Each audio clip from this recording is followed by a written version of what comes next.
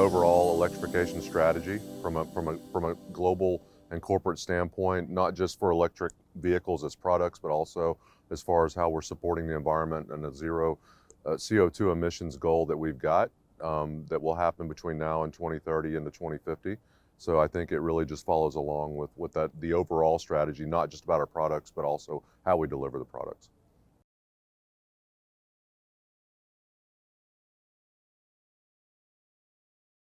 HVIP has been funding new and zero emission technologies in the state of California for more than 15 years.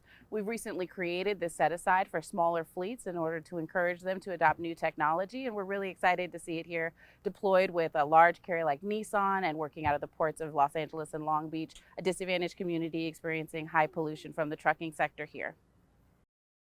This program is really important because, one, we're going to show that small fleets like AGAL, a small woman-led business here in California, can access this new technology and put it to work. We're really excited that it's going to be happening here in these communities surrounding the ports that really need the air quality benefits the most.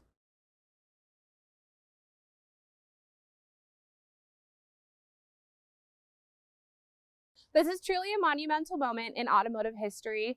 Nissan has done a wonderful job over the years setting the bar high for electric vehicles. Over a decade ago, creating the Nissan Leaf.